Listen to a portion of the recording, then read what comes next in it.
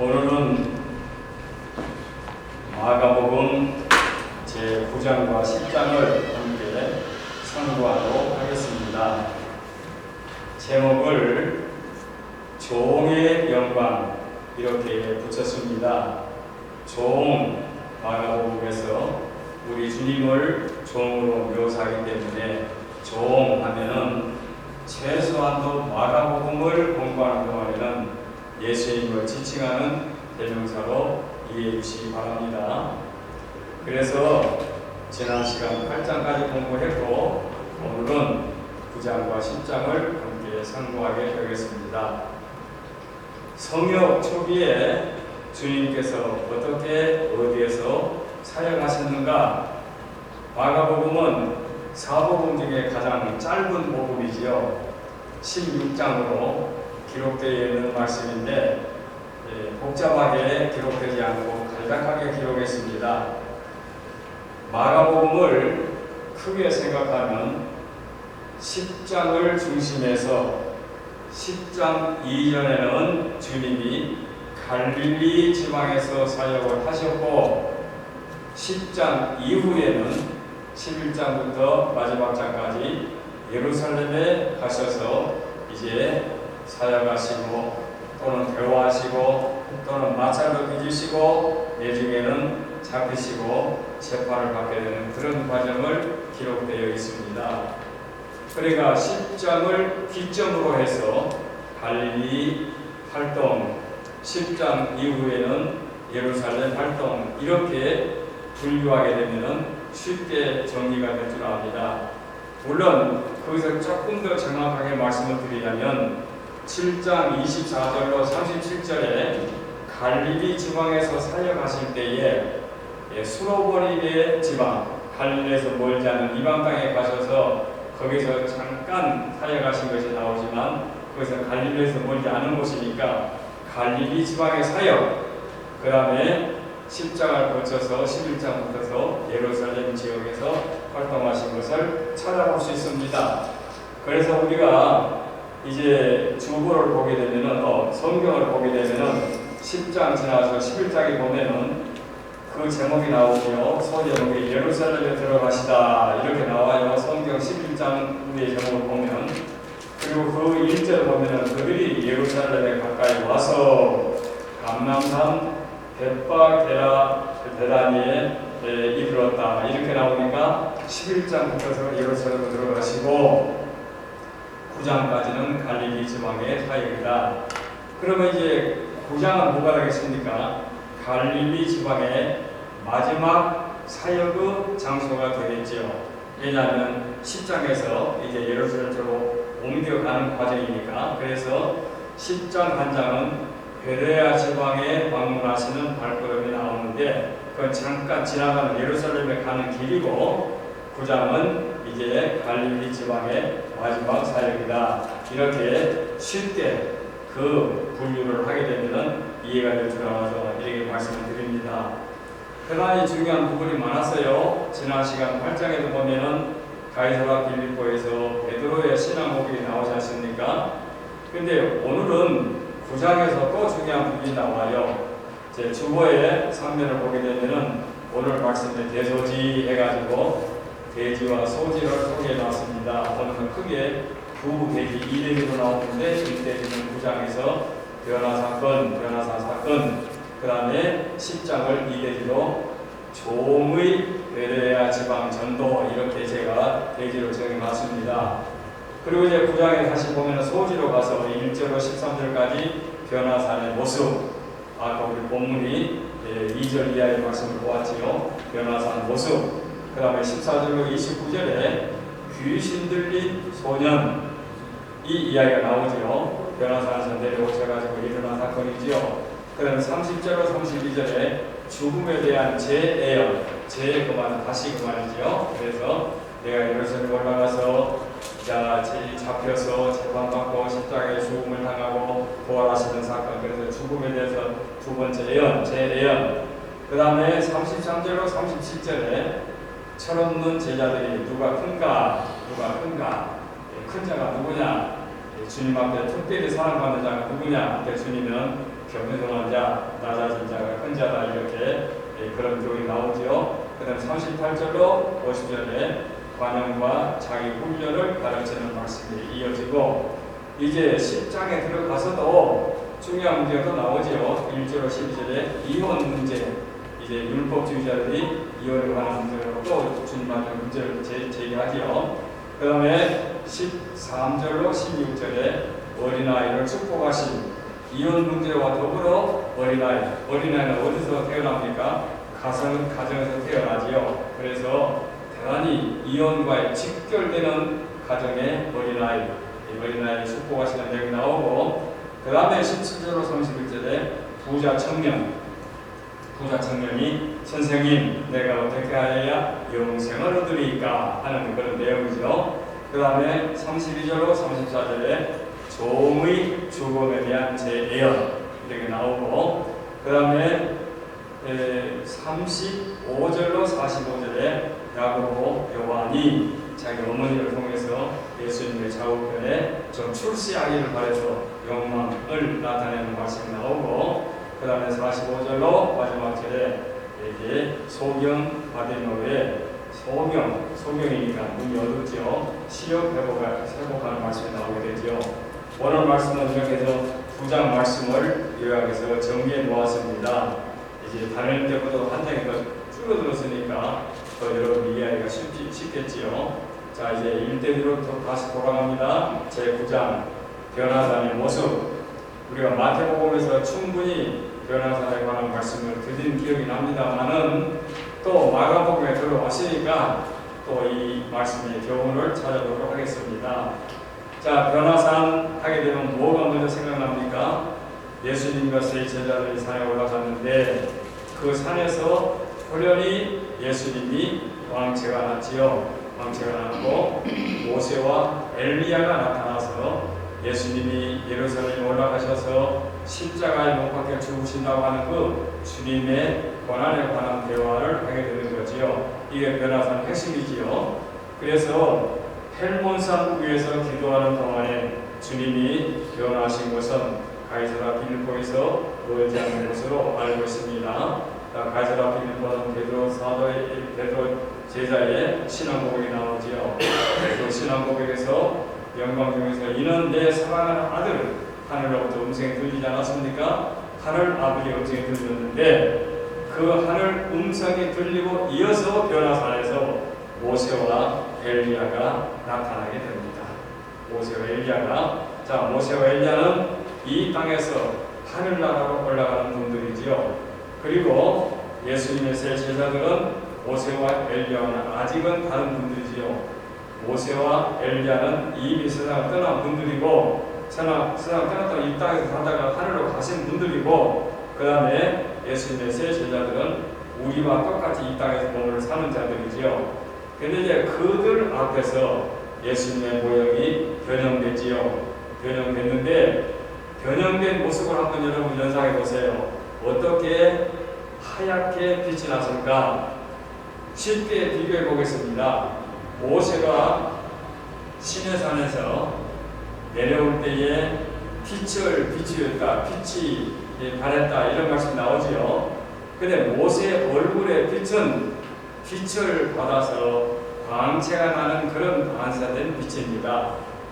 그런데 예수님의 모형은 예수님의 근본부터서 빛이 비춰진 거예요. 마치 태양을 옮겨다 놓은 것처럼 근본이 달라요. 모세의 빛나는 모습과 예수님의 빛나는 모습은 달라요. 예수님은 옷까지도 광채가 났어요. 그러니까 너무 찬란한 거죠. 모세는 이렇게 보면 눈부시게 빛이 비추는데 모세의 빛은 빛을 받아서 광채를 비추는 광채에 비치고 예수님은 스스로 몸에서 빛을 비추었다. 이렇게 비교해 볼 필요가 있습니다. 자, 그런데 엘리야와 모세가 나타나서 예수님이 장차 예루살렘에 가셔서 고쳐 당하실 것을 말씀해 주셨다. 누구에게? 세 제자들에게. 자, 그러면 여러분, 저와 여러분이 세 제자의 입장에서 한번 머리를 한번 연상해 보십시다. 자, 예수님 하늘로부터 이 땅에 오신 분이지요. 창조주이시지요. 큰 권능을 가지신 분이지요. 완전한 하나님이시고 완전한 신이십니다. 그 존재는 우리와 다릅니다. 우리는 인성을 가진 순수한 사람이고 내 부모, 어머니와 아버지를 통해서 이 땅에 태어난 한 사람 인간에 불과한데 예수님은 근본이 다르지요. 완전한 신이시고 완전한 인간이신 예수님 앞에 누가 나타났느냐? 모세가 나타나고 엘리야가 나타났습니다. 모세, 엘리야. 그 설명을 좀 생략하겠습니다. 그래서 세 분들이 뭘 대화했느냐? 예수님, 구세주, 창조주, 하나님 아들 메시아가 예루살렘에 가셔서 인류의 죄를 대속하기 위하여 십자가에 돌아가신 것과 부활하신 것을 대화하고 있습니다. 그 대화를 왜 누구에게? 세 제자들에게 들려주고 있는 겁니다. 여기는 그만한 근본 이유가 있고 교훈이 있습니다. 자, 뭐냐? 예수님은 만왕의 왕이시고 창조주 하나님이 육신의 몸을 입고 이 땅에 오셔서 하고자 하는 일이 있다. 그 일이 십자가 지는 일이다. 인류의 죄, 흉악한 죄, 그 말로 할 수 없는 죄, 타락된 인간의 죄상을 한번 보세요. 얼마나 타락하고 인간이 추악합니까? 저와 여러분을 포함한 인간의 죄를 한번 뭐라고 표현하겠습니까? 주홍같이 붉은 죄? 실감 안 나요. 뭐 대통령이 네 가지 죄를 지었다? 전과자다? 그것도 실감 안 나요. 인간의 죄는 말로 할 수 없는 죄예요. 그 죄를 속량해 주시려고 하늘로부터 친히 오신 주님, 그리고 누가? 구약의 위대한 인물 두 분이 나타나서 십자가의 성스러운 구원의 역사를 함께 대화하고 있습니다. 여기에 한 가지 교훈이 뭐냐? 예수님은 인류의 구속자여 창조주이시여 하나님의 독생자여 우리의 유일하신 구세주다. 내가 거듭 말씀드리죠. 인간의 구원은 선을 행해서도 아니고 다른 종교의 어느 교주를 믿어서도 아니고 오직 이 땅의 모든 인류는 세상에 태어난 모든 인생은 예수님을 통해서만 구원을 받는다. 유일한 구원자, 구세주. 그래서 예수님이 구세주이신 것을 보여주시고 창조주이신 것을 보여주시고 하나님의 아들이신 것을 보여주기 위해서 모세와 엘리야가 함께 십자가의 사건을 대화하게 된 겁니다. 완전한 신성을 가지신 예수님을 한 번 더 그 세 제자들에게 못 박아 주신 거예요. 그러면 궁금한 게 또 많죠. 왜 12제자가 아니고 세 제자냐? 그래요. 12제자가 다 감당할 수 없어요. 세 제자에게 보여주시면 이것이 12제자, 그 다음에 70문도 이 세상의 주의 종들에게 이게 미치게 되는 거지요. 그래서 예수님은 완전한 신이시고 완전한 하나님이시고 창조주이시고 구세주이신 것을 보여주시기 위해서 이런 대화가 있어지게 된 겁니다. 그리고 또 한 가지, 세 제자들은 아까 말씀드린 이 땅의 사람들이에요. 자, 저와 여러분들이 지금 그 순간에 한번 있다고 한번 보십시다. 얼마나 무섭겠어요. 모세가 나타나고 엘리야가 나타나고 예수님이 변형되어가지고 대화하는데 그 대화 자체도 놀랍고 찬란한 빛이 비치는 것도 놀랍고 모세를 보는 것도 놀랍고 엘리야를 보는 것도 놀라지 않겠어요? 여러분도 가끔 요즘에 보면은 그 장의사들이 그 염을 하려고 그 고인에게 몸을 만지는데 눈을 뜨고 움직인다 그렇게 가끔 보이더라고요. 얼마나 무섭고 놀랍겠습니까? 그 자기가 남이죠. 근데 내 가족 식구가 세상을 떠나셔서 이렇게 누워놨는데 염을 하자고 하니까 눈을 떴다? 얼마나 놀라겠습니까? 내 부모라도 놀라지 않겠습니까? 그런데 이 변화산에서 예수님의 찬란한 모습, 두 모세와 엘리야의 모습을 볼 때 얼마나 무섭겠습니까? 얼마나 겁이 났겠습니까? 왜 그런 일이 일어났습니까? 이유는 하나입니다. 그들에게는 막중한 사명이 있습니다. 예수님이 죄값을 지불했습니다. 지불한 다음에 인류의 구세주, 인류의 구속을 위해서는 누가 해야 됩니까? 예수님의 12제자들, 12사도들, 그리고 속사도, 교부들 이렇게 이어져서 오늘날까지 말씀이 이 땅에 증거되게 될 터인데 이 세 제자에게 그 성스러운 모습을 보여주고 있습니다. 참으로 놀랍고 성스럽고 자랑스러운, 그래서 오늘 우리는 본문을 제목을 종의 영광이라 하고 나서 이 2절로 8절까지 말씀, 주권되는 부족해서 이렇게 8절까지 말씀으로 변호사의 모습을 주거에 옮겨놓았습니다. 놀라운 사건을 이렇게 보여주었습니다. 자, 이 산을 우리는 헬몬산 이렇게 말하는데, 이 헬몬산은 주거에다 모든 경우 17만 공개놨는데, 헬몬산은 예수님이 영광스러운 모습으로 변화된 그 산을 말하는데, 그런데 지리적으로 볼 때 가이사라 빌립보 근처에서 보이지 않는 그 같은 산으로 베드로와 야고보와 요한에게 이렇게 보이는 그 같은 산입니다. 이렇게 변화된 모습을 주님이 못 박혀 보여주셨습니다. 이는 하나님의 독생자요 인류의 구세주인 것입니다. 그 다음에 이제 14절로 29절에 귀신들의 소년을 말씀하고 있는데, 새 제자들이 변화산에서 놀라운 사건을 목격하고 지금 마음이 들떠서 산하로 내려오고 있습니다. 지금 들떠있는 마음, 무서운 마음, 흥분된 마음을 갖고 내려왔는데, 그 내려와서 산 아래 와서 보니까 놀라운 현상이 일어납니다. 놀라운 현상이라는 것은 뭐 휘황찬란한 그런 현상이 아니라 그 반대로, 자, 9명의 동지가 있겠지요. 9명 제자들, 12명 제자들, 9명 제자들이 있고, 그 다음에 귀신 들린 아들을 데리고 온 아버지가 계십니다.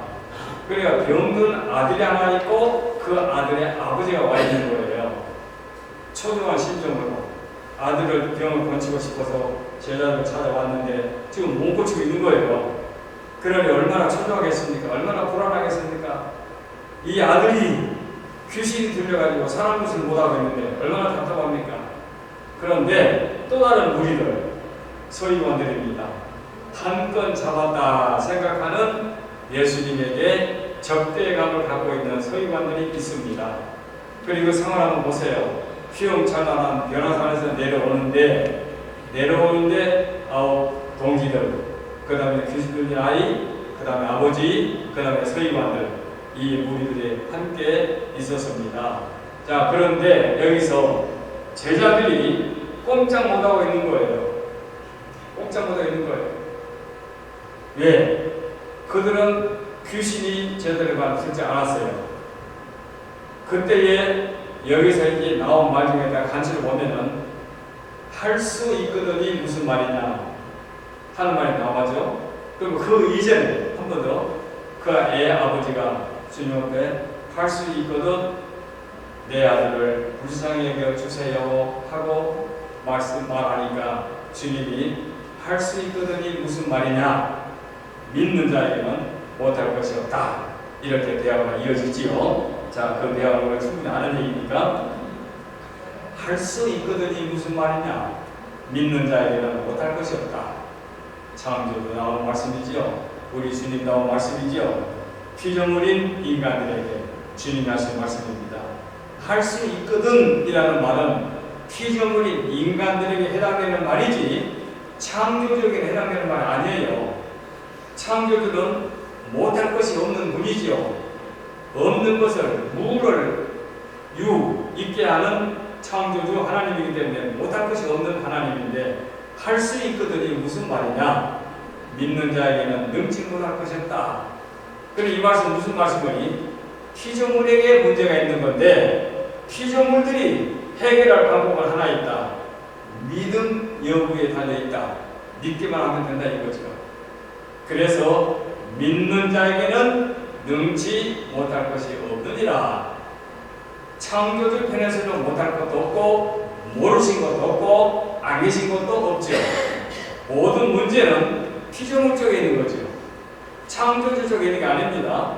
그래서 피조물 쪽에서 할 수 있거든 이라고 말씀했는데 주님이 할 수 있거든이 무슨 말이냐 이렇게 이제 그냥 하나가 된 거죠. 그러니까 이 아이의 아버지가 내가 믿나이다, 나의 믿음 없는 것을 도와주소서, 이렇게 이어지지요. 그러니까 주님께서 더러운 귀신아 내가 너에게 명하노니 그 아이에게서 나오고 다시는 들어가지 말라 하시매 귀신이 소리 지르며 아이로 심히 경멸을 일으키게 하고 나가니 그 아이가 죽은 것 같이 되어 많은 사람들이 말하기를 죽었다. 이제 이 아이는 죽었다. 이렇게 하나 예수께서 그 손을 잡아 일으키시니 이에 일어서니라고 성경은 말씀하고 있습니다. 과연 창조주의 존재, 인간의 존재, 그 다음에 병든 아이의 아버지, 그리고 예수님에게 이제는 한 건 잡았다고 하는 서기관들 앞에서 주의 능력이 이렇게 산 기술에서 나타나게 된 겁니다. 그래서 피조물 쪽에서는 믿음 여부로 역사의 유부도 나타나게 되는 거지요. 놀라운 사건을 산 기록에서 이어지게 됩니다. 자, 그 다음에 30절로 32절에 종의 죽음에 대한 재예언, 마가복음의 갈릴리의 마지막 교훈이기도 합니다. 주님께서 갈보리 십자가를 향해서 예루살렘을 가시기 직전에 일어난 건입니다. 이제 북쪽에서 이제 베레아 제목을 해가지고 예루살렘을 들어가게 되겠죠. 자, 갈릴리를 떠나시면서 제일 큰 제목은 이제 앞에 놓여 있는 순환, 십자가, 죽음, 장사 지내고 부활하는 사건, 바로 이거지요. 그래서 이 사건은 가이사와 빌립보에서부터 주님이 계속 예고해 주시지요. 내가 예루살렘에 가서 잡혀 죽게 될 거라고 하는 그 말씀. 그래서 죽음으로 말씀을 끝내신 것이야. 죽은 다음에 3일 만에 다시 부활할 것이라는 그 부활까지 이어서 말씀하신 겁니다. 그래서 죽음 이걸로 다가 아니고 부활까지 이어지는 말씀을 우리는 꼭 여기서 머릿속에 기억해야 됩니다.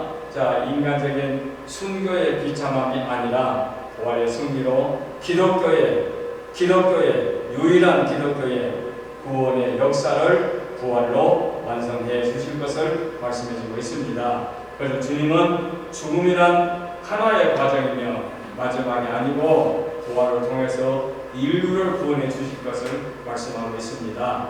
자, 그런데 33절 이하 37절에 누가 큰 자냐? 왜 이렇게 목사 장로의 세계에서도 제가 일생을 그렇게 더불어 살아봤습니다만 자랑하고 싶어서 입을 가만히 두지 못하는 분들이 참 많아요. 끈이 없으면 끈을 만들어서 자랑을 해요. 어떤 목사님은 그 장미를 잘 이식을 시켜가지고 잘 만드는 그런 그 특징을 갖고 있는데 목사들이 모이면 그 이야기를 하는 거예요. 내가 이번에 장미를 이렇게 저렇게 길렀다고. 그렇게 끈을 만들어서 자랑하는 분들이 참 많아요. 근데 진실로, 양심적으로, 정직하게, 성경적으로 생각하면 차라리 입을 다물고 자랑하지 않는 것이 주님 앞에 훨씬 합당한 일입니다. 가버나움으로 가시는 길에 예수께서 장차 수욕 당하실 것을 말씀하고 계시는데 제자들은 그걸 알지 못하고 누가 크냐? 내가 크다, 네가 크다 하고 말씀하시기 때문에 주님께서 9장 35절로 36절에 뭐라 말씀했습니까? 예수께서 앉으사 12 제자를 불러 이르시되 누구든지 첫째가 되고자 하면 무사람의 끝이 되며 무사람을 섬기는 자가 되어야 하리라. 주님이 분명 단정했습니다. 35절 다시 누구든지 첫째가 되고자 하면 으뜸이 되고자 하면 그 말로 높아지고 싶으면 무사람의 끝이 되며 무사람을 섬기는 자가 되리라. 그 다음 절 36절에 어린아이 하나를 데려다가 그들 가운데 세우시고 안으시며 이르시되 하고 어린아이 하나를 데려다가 실물 교훈을 하고 계신 겁니다. 누구든지 내 이름으로 이런 아이 하나를 영접하면 곧 나를 영접하리라. 고 말씀하고 있습니다. 우리가 주님을 믿는다고 말로는 하면서 내 타락된 본성을 그대로 숨기지 못하고 나타내는 것은 삼가 조심할 일입니다. 참 우리는 믿음의 가치가 얼마나 소중하는 것을 이럴 때 깊이 깨달아야 됩니다. 어린아이나 또는 어린아이처럼 우리가 공정과 보호와 지도를 필요로 하는 사람을 보호해 준다고 하는 것은 참으로 위대한 사람의 손길입니다.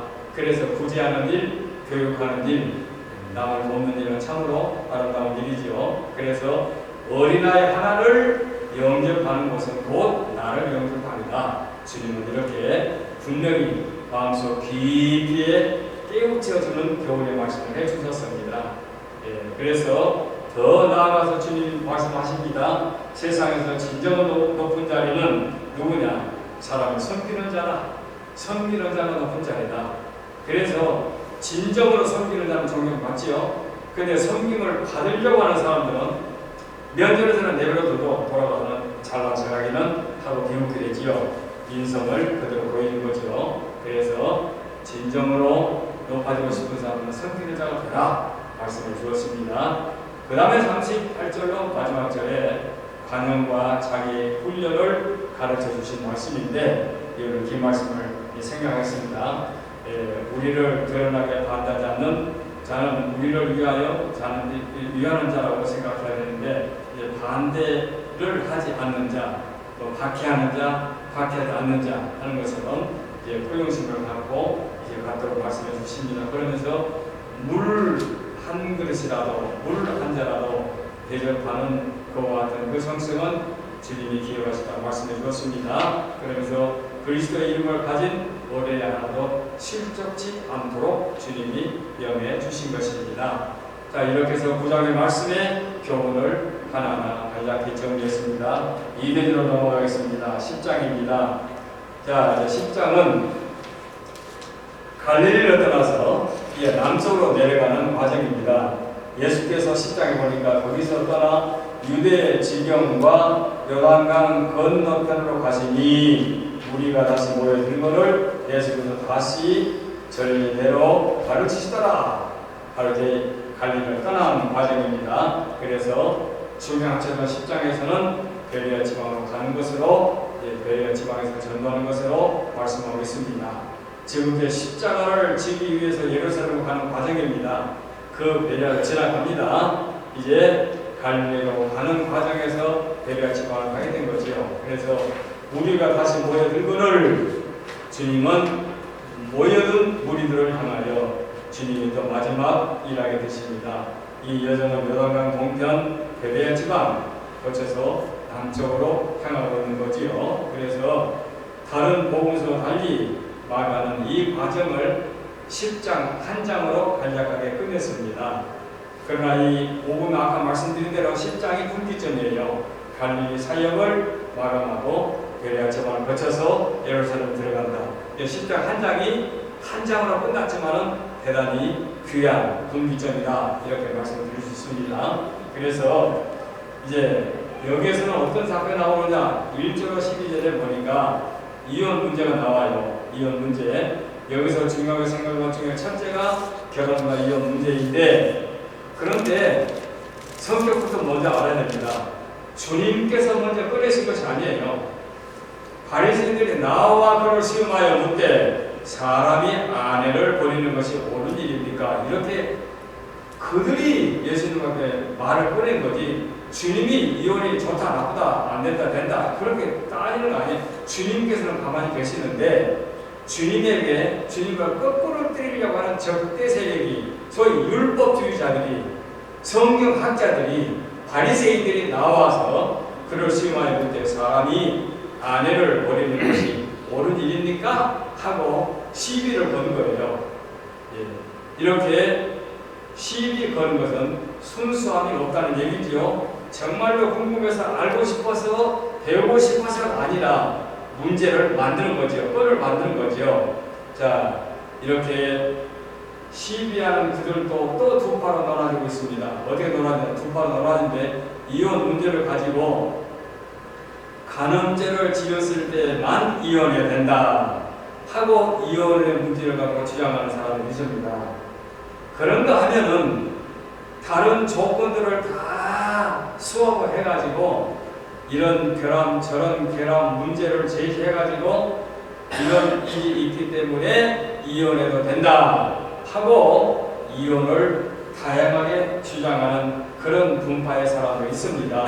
그러니까 율법주의 자들 가운데도 그 이혼의 그 규례를 그렇게 여러 갈래로 문제를 합해서 주장하는 사람도 있고, 딱 가는 문제만 갖고 말하는 사람도 있습니다. 그럼 어쨌든 그 두 파들이 하나 되어가지고 예수님 앞에 도전한 거죠. 사람이 이혼하는 게 옳은 일입니까? 하고 말하게 된 거지요. 자, 주님이 뭐라 대답하셨습니까? 자, 모세가 어떻게 명해 주었느냐 하고 구약의 모세에게로 이제 그 근본으로 올라가게 됩니다. 그러니까 그들이 뭐라고 대답하지요?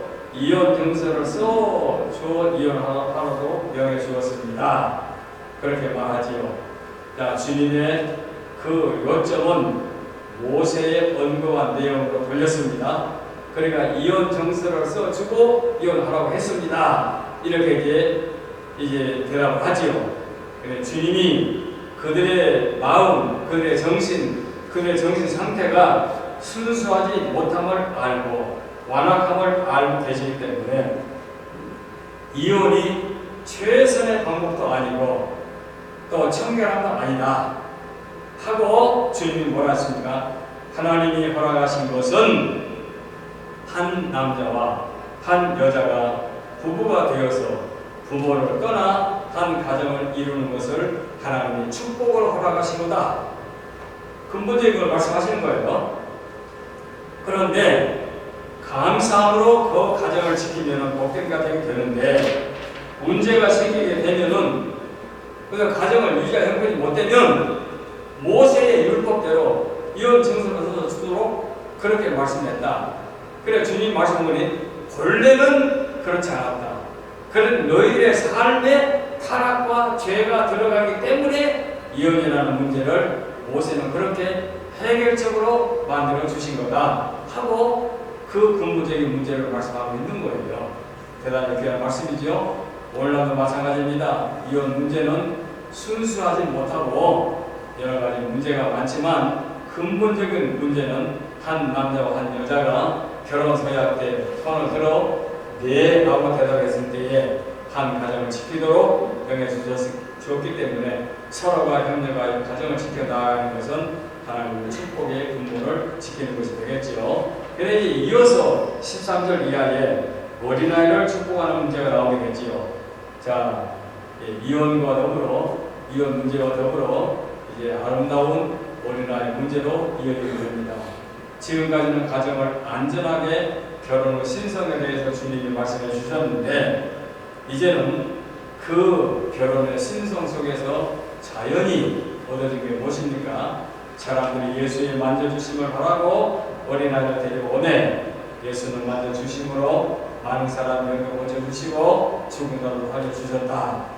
어린아이를 가진 부모님들이 예수님께 아이들을 데리고 온 것은 만져주기를 위함이다.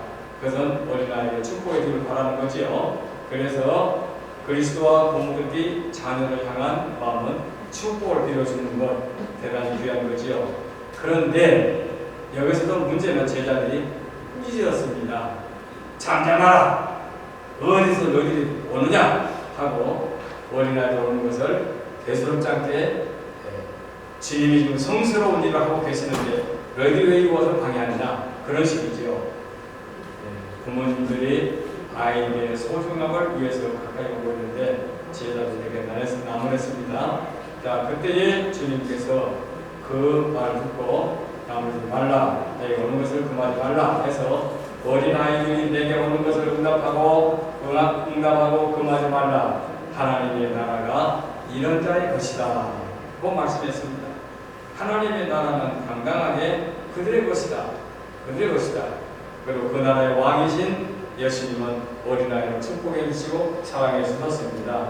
여러분들의 자녀를 위해서 사랑해 주실 때 진리 안에서 믿음 안에서 아이들을 사랑하시고 예수님의 축복을 받도록 유도하는 것은 부모님의 귀한 사명이 아닐 수 없습니다. 내가 진실로 너에게 이르노니 누구든지 하나님 나라를 어린아이와 같이 받들지 않는 자는 결단코 들어가지 못하리라 하고 엄청난 말씀을 주님이 해주셨습니다. 그리고 어린아이를 안고 저희 위에 안수하시고 축복하셨다. 도성경은 말씀하겠습니다. 특별히 이 마가가 이 말씀을 첨가했습니다. 그 어린아이를 안고 저희 위에 안수하고 축복하십니다. 이 독특한 점을 마가만이 사복음서에서 이렇게 기억해뒀습니다. 그래서 그리스도는 어린아이의 구주이시고 기독교는 어린아이의 종교입니다. 그래서 아마 정상적인 대형교회는 5월 첫주 오늘을 어린이 주일로 지키는 교회가 적지 않이 있을 줄로 압니다. 어린아이를 기념하고 어린아이의 축복을 위해서 말씀을 준비하고 또 말씀을 증가하는 그런 교회가 없지 않이 있을 줄 알고 있습니다. 네, 유감스럽게 저는 한국에서 5월 첫 주일날이 제가 교회를 세워가지고 창립 기념일도 지키다 보니까 한 번도 어린아이를 향한 기념주일을 못 지키고 그냥 5월 첫 주 하는 창립 기념 몇 해 이렇게 지나왔는데 어린아이를 향한 주님의 이 놀라운 축복의 분모를 우리는 희석되지 않도록 해야 될 것입니다. 자, 이제 또 17절로 37절에 부자 청년의 위험스러운 모습을 공부하게 됩니다. 그리스도를 의지하러 가며 하나님의 나라의 주인 되는 사람, 바로 어린아이와 같은 그런 마음을 갖는 그런 자인데 그 마음과 정반대되는 그런 청년이 주님 앞에 나왔습니다. 그러고 나서 말합니다. 자, 어떻게 하여야 영생을 얻을 수 있습니까? 그런데 이 청년을 주님은 사랑하셨다고 마가는 기록하고 있습니다. 이 청년도 주님이 사랑하십니다. 사랑을 받을 만한 조건이 있습니다.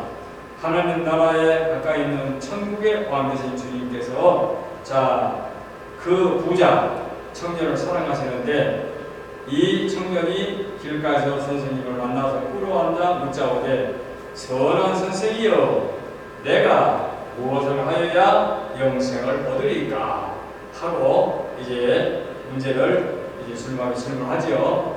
그러니까 주님이 네가 어찌하여 나를 선하다 일컫느냐? 하나님 한 분 외에는 선한 이가 없다. 이렇게 말씀해 주셨어요. 여기를 비판적인 비판 학자들을 말하기를 그래서 예수님은 피조물이다. 예수님은 신이 아니다. 예수님은 선하지 않다. 뭐 이렇게 저하시키는 경우가 있는데 그런 뜻은 아닙니다. 여기서 주님이 하시는 말씀은 자기를 향해서 청년이 선한 선생이여 라고 말을 했습니다. 그리고 청년의 선한이라는 것, 선의 기준은 창조주 하나님을 생각하는 것이 아니라 존경받는 인간의 한 분으로 생각하기 때문에 그런 질문을 하게 된 겁니다. 선한 선생이여, 그러니까 주님이 왜 나를 선하다 하느냐? 선한 분은 한 분밖에 안 계시다. 이 말은 네가 생각하는 선한 존재는 이 땅에 아무도 없고 진정으로 말하는 참 선한 존재는 조물주밖에 없다. 지금 내가 조물주 아니다. 이걸 떠나서 네가 지금 생각하는 선과 내가 너에게 대답하는 그 선은 그 근본이 다르다.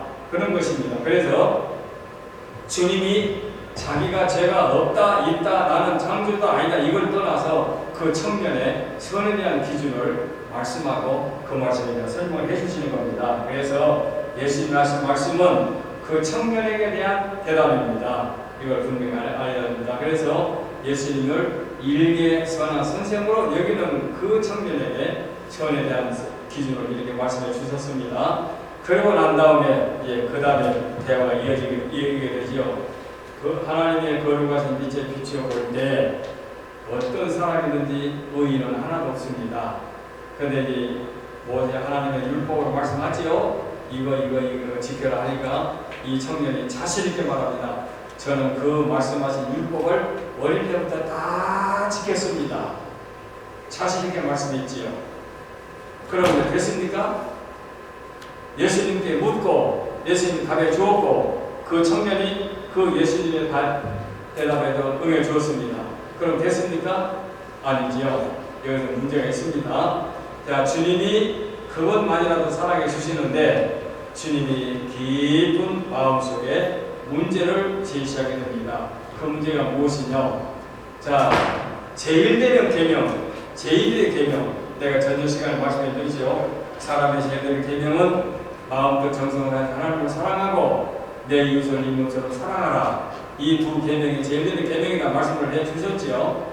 그런데 이 청년이 율법을 다 지켰습니다 라고 했는데 그 첫째 되는 계명, 둘째 되는 계명, 제일 되는 계명, 자, 그 사람이 내 이웃을 내 몸처럼 사랑하는 그 부분을 지금 지키고 있지 못한 거예요. 그리고 성경이 말하는 율법을 다 지켰습니다 하는 말은 1계명도 못 지킨 거예요. 하나님 사람, 이웃 사람, 이웃 사람도 지키지 못하면서 그걸 다 지켰다고 이 청년은 대답하고 있습니다. 그러니까 주님께서 네 가진 재물을 다 팔아서 가난한 앞에 놀아주고, 이 말은 내 이웃을 네 몸처럼 사랑하고 그리고 나한테 오라. 그러면 하늘의 구원이 내게 있을 것이다 라고 대답한 거예요. 그러니까 주님의 말씀, 주님의 생각, 주님의 판단, 그 청년의 세계, 그 청년의 판단, 그 청년의 생각하는 차이가 있는 거지요. 그래서 이 청년은 자기가 제일 계명을 다 하나님이 주신 계명을 다 지킬 줄 생각했지만 주님이 보실 때는 1, 2등도 제대로 못 지킬 거죠. 제일 되는 계명은 하나님 사랑, 그 다음에 이웃 사랑, 이웃 사랑을 지키지 못하는 거지요. 그러면서 자기를 선한 선생으로 여기니까 이렇게 말씀해 주셨지요. 자, 그런데 부 자체가 죄는 아닙니다. 부자가 죄인이다 아니다 논할 가치가 없습니다. 문제는 부 자체가 죄가 아니라 부를 갖고 있으면서 믿음이 손상되는 그게 문제입니다. 그래서 주님이 분명히 말씀했죠. 과장법까지 써가지고 부자가 천국에 들어가기는 약대가 바늘띠로 들어가는 것보다 더 힘들다. 이건 과장법 아닙니까? 어떻게 약대가 바늘띠로 들어갑니까? 이게 과장법이죠. 그래서 하나님 나라에 들어가려고 하면 어린 아이와 같아야 된다. 부자가 천국에 들어가기란, 이 말은 재물 때문에, 돈 때문에, 세상 것 때문에 천국에 못 들어가는 사람이 많기 때문에 이런 말씀을 하시는 거예요. 제가 집에서 집사람하고 이런저런 대화하면서 24시간 함께 살다 보면 그러면 내가 오래된 성경을 내가 한 100 몇십 년 된 오래된 성경 두 권을 갖고 있는데, 내가 죽게 되면 이 성경을 누구를 주지? 딸들을 줘? 아들을 줘? 우리 아들은 나보다 좀 꼼꼼하지 못해서 털털하지 못해서 이런 간수할 만한 성격이 아닌데, 그러면 집사님 뭐라고 그까지 성경 하나 가지고 천국 갈 사람이 그것 세상에서 뭘 하나 가지고 그래 벌벌 떠냐고 이렇게 나한테 비웃어요. 이건 뭐 돈하고 관계없는 일입니다만은 이 땅의 것은 그렇다는 겁니다. 제게는 내가 예수를 믿고 어떻게 하다 보니까 120년 된 성경적 구이라서 얼마나 소중합니까? 이거 저는 평생 동안 내가 이 값어치를 갖고 있는데, 내가 후대에게 물려줘야겠는데 어느 사람한테 물려줘야겠냐, 할 수 있는 말 아니니까 집사는 그까지 그거 날고 성경 하나 가지고 뭘 그렇게 천국 가시다더니 벌벌 떠냐고, 있을 수 있는 말 아닙니까? 그런데 물질을 가진 사람이 이 물질 가지고 어떻게 하자는 얘기입니까? 그러니 약대가 바늘띠로 들어가는 거 보다 힘들다? 뭐 하면 물질 때문에, 물질에 얽매여서 물질에 애착을 갖고 있으면 그렇다는 얘기지요. 그래서 사람으로는 할 수 없으되 하나님은 다 할 수 있다. 이렇게 주님이 말씀해 주셨습니다. 자, 이제 마지막으로 32절로 이제 죽음을 다시 예고합니다. 자, 여기를 한번 제가 읽고 말씀을 진행하겠습니다. 10장 32절 한번 펴보시기 바랍니다. 10장 32절.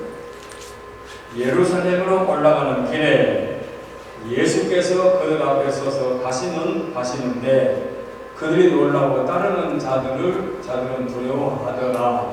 이에 다시 12 제자를 데리시고 자기가 당한 일을 말씀하여 이르시되, 보라, 우리가 예루살렘에 올라가노니 인자가 대제사장들과 서기관들에게 넘겨지매 그들이 죽이기로 결의하고 이방인들에게 넘겨주겠고, 그들은 능력하며 침뱉으며 채찍질하고 죽일 것이나 그는 3일 만에 살아나리라 하시니라. 우리가 아는 내용이지만 말씀을 한번 읽었습니다. 주님이 예루살렘에 가서 이렇게 당하실 것, 심지어는 얼굴에 침뱉음을 당할 것까지도 말씀했습니다. 죽었다가 살아난다 이 정도가 아니라 그래서 당신이 십자가를 지시기 위해서 하늘나라에서 오셨고 이제 십자가를 곧 예루살렘 가서 지실 것이기 때문에 이렇게 말씀해 주신 거지요. 전 인류를 위해서, 전 인류 속에는 저와 여러분도 포함된 겁니다. 십자가를 지실 주님 얼마나 그 어깨가 무겁습니까? 얼마나 장엄합니까? 얼마나 성스럽습니까? 근데 그 주위에 따르는 제자들은 아직도 그걸 다 몰라요. 이해를 못하고 있어요. 자, 내가 먹는 곳에 주님이 이렇게 장엄한 십자가 앞에 놓고 나가는데 제자들은 의심을 가지고 누가 높으냐 하는 것을 가지고 있습니다. 참으로 안타까운 일이 아닐 수 없습니다. 왜냐하면 32절로 35절로 45절에 야고보, 요한이 이기적인 영광이 나오기 때문에 그렇습니다. 야고보, 요한은 베드로와 더불어 어떤 거는 제일 앞장서는 제자들 아닙니까? 그런데 영광의 자리, 높은 자리, 좌우편에 좌회전, 한국식으로 좌회전, 우회전에 앉기를 바라기 때문에 이런 욕심을 보이는 거지요. 자, 그런데 주님은 내가 저 십자가를 질 수 있느냐? 내가 마신 잔 네가 마실 수 있느냐? 하는 것이죠. 당신이 마시는 잔, 십자가, 죽음, 고통, 피 흘림. 그런데 저희가 그걸 모르고 대답할 수 있나이다. 이렇게 대답한 거죠. 얼마나 답답합니까? 그래서 어른들이 어린아이하고 대화할 때는 이런 식이 되지 않겠습니까? 자, 그런데 두 제자는 할 수 있습니다. 한 대로 정말 그렇게 됐어요. 터틀리안에 의하면 요한은 로마에서 끓는 가마 속에 던짐을 받았지만 기적적으로 살아났습니다. 그리고 후에 밤모섬에 유배 가가지고 거기에서 늙도록 생존했고 요한 계시록을 기록하고 와서 동생했지요. 그러니까 살아있지만 순교한 제자 못지않게 고생을 많이 한 거지요.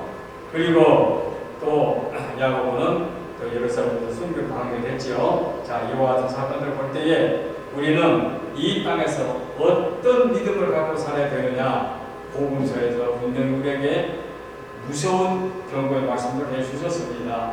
내가 이 땅의 것을 버리고 하나님의 나라를 소원하고 하늘나라를 갈망하고 은혜에 보답하며 살아갈 때에 진정으로 낮아질 때에 겸손할 때에 거짓없이 순수함을 가질 때 주님은 나와 함께 계시고 내 마음속에 임하시는 성령님이 기뻐하신다는 사실을 우리는 잠시로 이해서 만들 것입니다. 이제 마지막 하나 남았습니다. 46절로 52절에 바디모의 시력 회복입니다. 주님께서 지금 예루살렘으로 가시는 길입니다. 마지막으로 큰 도시 여리고로 지나갑니다. 바로 이때 우리 앞에 한 이적을 행하시는데 마가의 빛을 통하여 능력 있는 하나님의 종 우리 주님의 모습을 볼 수가 있습니다. 자, 마가는 우리 주님의 끝날 무렵에 능력 있는 말씀으로 확실하게 목표 땅을 기록했습니다. 자, 뭐라 했습니까? 자, 사람의 마음의 문을 열어주사 하나님이 어떤 분이시고 주님이 어떤 분이신 것을 그대로 보여주십니다. 불쌍한 소경이 이제 나와서 나를 불쌍히 여겨달라고 부르짖지요. 예, 주님이 자그마한 행렬이 지나가는데 소리를 지릅니다. 다윗의 자손이여 나를 불쌍히 여기소서. 다윗의 자손 예수여 나를 불쌍히 여기소서. 누구의 절규입니까? 안 못 보는 소경의 절규입니다. 저와 여러분이 소경의 입장에서 생각해 봅시다. 자기는 지금 악을 보고까지 살았습니다. 그런데 소문을 듣자니 나사렛 예수를 만나면 소경의 눈을 뜬다는 말을 들었기 때문에 다윗의 자손 예수여 나를 불쌍히 여기소서 하고 몸이 터져라 부르짖습니다. 그 소경에는 이것이 전부입니다. 한 50% 남겨놓고 부르짖는 것도 아닙니다. 전부입니다. 전부. 그런데 많은 사람이 꾸짖었습니다. 조용해! 잠잠하라! 하고 꾸짖었습니다. 자, 그런데 주님께서 자기를 불렀습니다. 자기를 부르니까 예수께서 머물러서 그를 부르라 이렇게 명하시니 주님이 제대로 오라고 하니까 이 소경은 자기가 갖고 있는 것을 다 그 자리에 놔두고 겉옷을 놔두고 소리 나는 곳으로 갔습니다. 소경이 앞을 어디 분간하겠습니까? 소리 나는 향해 갔겠지요. 그러니까 주님이 이르시되 네가 무엇을 원하느냐 하니까 뭐 군더더기 없이 주여 고기를 원하나이다. 선생님 고기를 원하나이다. 이렇게 말했지요. 그러니까 예수께서 이르시되 가라 내 믿음이 너를 구원하였느니라 고 말씀하시니 그가 곧 보게 되었다. 시력을 회복되었다. 그 말이죠. 저가 곧 보게 되어 예수를 길에서 따르니라. 예수를 길에서 쫓으니라. 이렇게 성경은 밝혀주고 있습니다. 대단히 귀한 말씀이지요. 자, 세상을 보게 된 소경 입장에서는 잠잠하라 하는 정상적인 사람들에 비해서 뭐가 다릅니까? 자기 목숨보다도 소중한 예수님에게 본질받기를 원하는 그 같은 간절한 소망이 있지요. 바로 이 땅에서 신자는 그런 자들이 진짜 신자입니다. 요즘에는 큰 교회가 텅텅 자리가 비우고 교회를 떠난 사람은 뭐 100만 명이 떠났다고 뭐 자랑스러운 말을 하는데 나는 그런 데는 동의하지 않습니다. 떠날 사람은 떠나고 남아있는 사람 중에서 이 소경 같은 사람이 남아있으면 되지요. 바로 이런 사람들이 진짜 신자예요. 진짜 그리스도인이에요. 기독교 신자입니다. 그래서 물질 만능 시대에 교회가 텅텅 비었다고, 교회가 곧 문 닫을 거라고, 교회가 곧 없어질 거라고 그렇게들 말하는데 저는 동의하지 않습니다. 유일하게 살아계신 주님을 믿고 따르는 이 소경 같은 믿음을 갖고 있으면 됩니다. 그래서 우리 사랑하는 믿음의 식구들은 성경에 숫자가 많은 것이 문제가 아니라 누가 성경적이고 누가 주님하고 합당하고 내 마음속에 임재해 계시는 성령님이 누구를 기뻐하시겠는가? 누구를 기뻐하시겠는가? 듣기 좋은 말로도 거짓된 말 아니옵시다. 성령님은 속아 넘어가지 않습니다. 우리는 거짓됨이 없이 진실분명하게 살아갈 때에 우리에게는 하나님께서 놀라운 축복을 더해 주실 줄로 믿어서 여기까지 말씀드립니다. 자, 여리고에 관해서는 제가 주보에 또 한 년 올려놓으셨으니까 주보를 보시고 오늘 여기까지 말씀드리고 다음 주에는 11장으로 들어가도록 하겠습니다. 기도하겠습니다.